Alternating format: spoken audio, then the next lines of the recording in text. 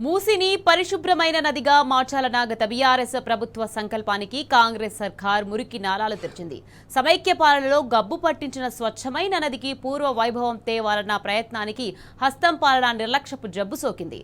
రేవంత్ సర్కార్ పనితీరుకు వికారాబాద్ జిల్లా కేంద్రంలో మురుగుశుద్ధి ప్లాంట్ నిదర్శనంగా నిలుస్తోంది.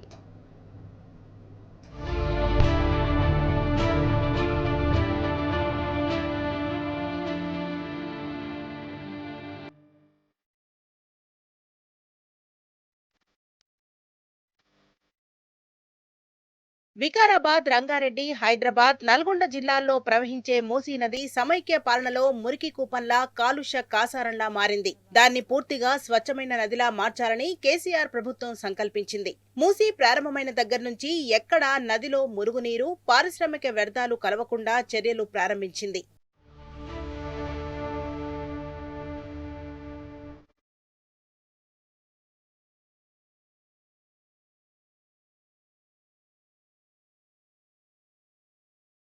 వికారాబాద్ జిల్లా కేంద్రంలోని చాకలిదిబ్బ ప్రాంతంలో 2016లో మురుగునీటి శుద్ధి ప్లాంట్ నిర్మాణం ప్రారంభించి 2018లో పూర్తి చేసింది. 13 కోట్ల రూపాయల ఖర్చుతో 6 ఎకరాల విస్తీర్ణంలో ఎస్టీపీ నిర్మించింది.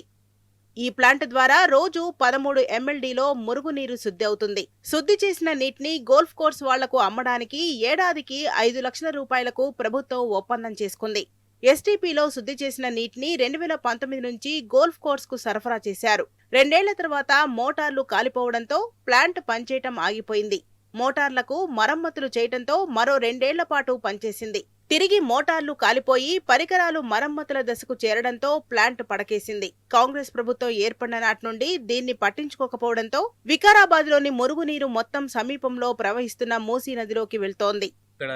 వచ్చింది ఎందుకంటే అండర్ డ్రైనేజ్ నుంచి వచ్చి ఉన్న మురుగునీళ్ళు అంతా వచ్చి ఇక్కడ ఫిల్టర్ అయ్యి ఇక్కడ నుంచి మూసీ నదులకు పంపించడానికి గత కాలంలో జైపాల్ రెడ్డి ఉన్నప్పుడు దీన్ని 13 కోట్లతోని ఏర్పాటు చేయడం జరిగింది.